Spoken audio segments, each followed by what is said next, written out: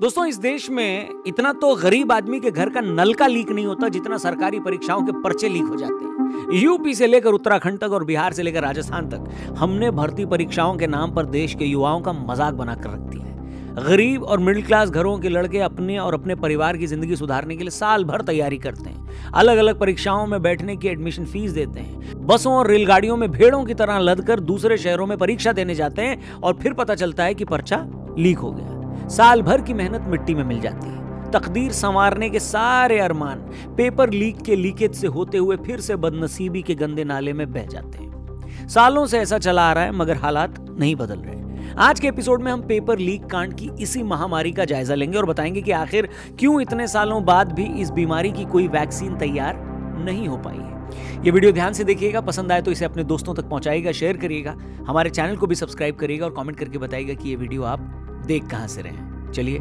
शुरू करते हैं। दोस्तों, एक बात हम सबको बचपन से बताई और सिखाई गई है कि हर इंसान की तकदीर उसके हाथ में होती है। आप मेहनत करो, कुछ भी पा जाओगे। मगर देश के यूथ का इस बात से भरोसा उठ गया है। वो किसी नौकरी को पाने के लिए जी जान से मेहनत करता है, अपनी जवानी के कई साल उसमें खपा देता है और फिर महसूस करता है कि उसे तो उसका टैलेंट दिखाने का मौका ही नहीं मिल रहा। वो परीक्षा की तैयारी करता है और बार बार ये परीक्षाएं रद्द हो जाती हैं।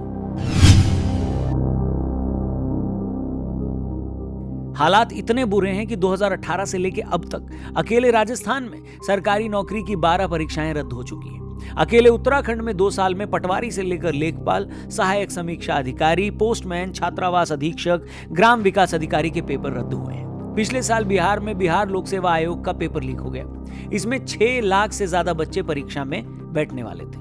इसी तरह उत्तर प्रदेश में राजस्व लेखपाल की मुख्य परीक्षा का पेपर लीक हो गया। जांच में पता चला कि बच्चों से मोटे पैसे लेकर एग्जाम्स में सॉल्वर बिठाए जाते थे, यानी एग्जाम सेंटर पर ही नकल करने का सारा इंतजाम था। इसी तरह पिछले साल यूपी में टीईटी की परीक्षा का पेपर वायरल हुआ। राजस्थान में पुलिस कांस्टेबल की परीक्षा का पेपर वायरल हो गया। 2021 में रीट परीक्षा के पेपर को लेकर पूरे देश में बवाल मच गया। इस मामले में बोर्ड के चेयरमैन को सस्पेंड किया गया। शर्म की बात है कि इस मामले में तो एक आरएएस, आरपीएस और शिक्षा विभाग के 13 लोगों के अलावा 2 पुलिस वाले भी शामिल थे। मतलब पूरी की पूरी स्टेट मशीनरी मिलकर एक पेपर लीक करवाने में शामिल थी। और अब तक मैंने जितने मामले आपको गिनवाए हैं, ये सिर्फ पिछले 1-2 सालों के हैं और उसमें से भी मैंने कुछ ही मामलों का जिक्र किया है। इससे आप खुद ही अंदाजा लगा सकते हैं कि किस सिस्टमैटिक तरीके से देश के युवा को लूटा जा रहा है और दिन दहाड़े उसके हक पर डांका डाला जा रहा है। और नकल का ये सारा मामला एक वेल प्लान तरीके से होता है, वरना आप खुद ही बताइए कि पेपर लीक कैसे हो सकता है। इस सवाल का जवाब हर कोई जानना चाहता है कि पेपर कौन लीक करता है। पेपर सेट करते वक्त उसमें कुछ सीनियर लोग होते हैं। जिस बोर्ड के अंदर ये पेपर होता है उसके चेयरमैन रहते हैं। जिस जगह पर ये पेपर डिस्कस होता है वहां किसी को मोबाइल और रिकॉर्डर ले जाने की छूट नहीं होती। पेपर के सवाल भी कंप्यूटर के बजाय हाथ से लिखे जाते हैं पहले, फिर उसे एग्जाम से जुड़े सॉफ्टवेयर पर अपडेट किया जाता है। जिस कंप्यूटर के जरिए अपडेशन होता है वो किसी तरह से इंटरनेट से भी नहीं जुड़ा होता और न ही उस कंप्यूटर में कोई पेन ड्राइव लग सकती है। मतलब ऑनलाइन हैकिंग का कोई टंटा ही नहीं है, मगर फिर भी पेपर लीक हो जाता है। इसलिए पहली गुंजाइश तो यही बनती है कि जिन लोगों पर पेपर सेट करने की जिम्मेदारी थी, पेपर लीक करने का काम उन्हीं की तरफ से किया गया है। दूसरा तरीका यह होता है कि जिस प्रिंटिंग प्रेस के जरिए ये पेपर छपते हैं वहां से ये पेपर लीक हो जाए।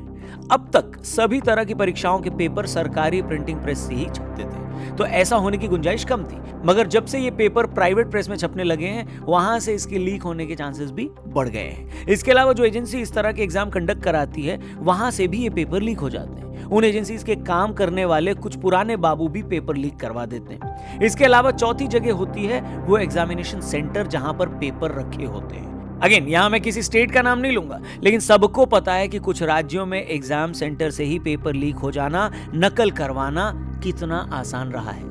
मतलब ये कि जो आदमी या संस्था पेपर करवाने के लिए जिम्मेदार है, वही लोग पेपर लीक करवाने में भी शामिल होते हैं। ये लोग पैसे की लालच में भी ऐसा करते हैं और कई बार पॉलिटिकल शय और उकसावे पर भी। मगर एक बड़ा सवाल सबके मन में यह भी रहता है कि आखिर कैसे लीक होता है पेपर।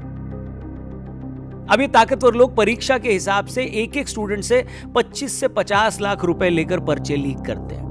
अब एक स्टूडेंट के लिए इतने लेवल पर इतना पैसा देना पॉसिबल तो नहीं होता, तो वो कुछ और बच्चों को इसमें शामिल करवा लेता है। इस तरह बच्चों की चेन बन जाती है और कई बार तो ये होता है कि एग्जाम की डेट आने तक वही पेपर 500-500 रुपए तक में भी बिकने लग जाता है। व्हाट्सएप पर आ जाता है और फिर हंगामा खड़ा होता है और पेपर रद्द करना पड़ता है। मगर हैरान करने वाली बात यह है कि इतने पेपर लीक होने के बाद भी आपने इन मामलों में कितने लोगों को आज तक जेल जाते देखा है? कितने बड़े लोगों की नौकरी जाते देखी है? नहीं ना, लगभग न के बराबर। वो इसलिए क्योंकि ये खेल बड़े ही वेल प्लान तरीके से खेला जाता है। पेपर लीक करवाते वक्त ही एक ऐसा आदमी तैयार कर लिया जाता है जो कल पोल खुलने पर आगे आकर लीक की जिम्मेदारी ले ले, और इस सब के बदले उस आदमी के परिवार को मोटी रकम भी दी जाती है। और ये सब कुछ बिना पॉलिटिकल बैकिंग के हो ही नहीं सकता, इसलिए पुलिस वाले भी दबाव में रहते हैं। मुझे याद आता है कई साल पहले यूपी में ऐसी एक बड़ी परीक्षा के पेपर लीक के अगले ही दिन पुलिस ने बयान दे दिया कि ये सब तो लोकल लेवल के क्रिमिनल का काम है और ये कोई ऑर्गेनाइज क्राइम करने वाले लोगों या परीक्षा करवाने वाली एजेंसी का काम नहीं है। ऐसा इसलिए कहा गया ताकि मामले को छोटे अपराधियों से जोड़कर रफा दफा किया जा सके और ऊपर तक बात ही न पहुंचे। लेकिन सबसे इंपॉर्टेंट सवाल इन सब के बीच यही है कि पेपर लीक का इलाज क्या है, सोल्यूशन क्या है? पेपर लीक रोकने के लिए सबसे जरूरी दो चीजें हैं। पहली चीज तो ये कि नकल रोकने के लिए सख्त कानून बनाया जाए, जैसा कि छात्रों के आंदोलन के बाद अभी उत्तराखंड सरकार ने बनाया, जिसमें नकल या पेपर लीक का दोषी पाए जाने पर मैक्सिमम उम्र कैद तक की सजा और 10 करोड़ तक का जुर्माना लग सकता है।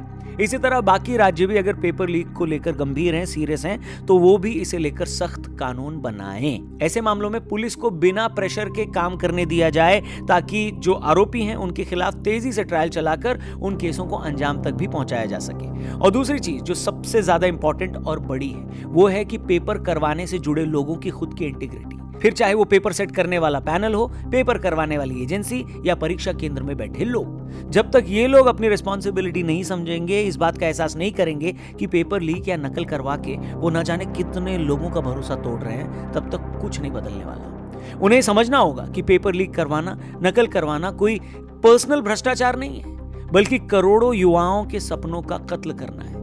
उन यंगस्टर्स के अरमानों पर डाका डालना है जो परीक्षा में बैठने से पहले न जाने कितने सपने देखते हैं, उन सपनों को पूरा करने के लिए न जाने कितने घंटे खपाते हैं, अपना शरीर कितना जलाते हैं, अपनी मेहनत से अपने माँ बाप के दिन बदलने की उम्मीद जगाते हैं। और जब ऐसे बच्चे परीक्षा में नहीं बैठ पाते तो सोचिए उन पर और उनके परिवार पर क्या बीतती होगी। हो सकता है पेपर लीक करवा के 5-10 लोग करोड़पति हो जाएं, लेकिन इससे लाखों नौजवानों की ख्वाहिशों का कत्ल हो जाता है।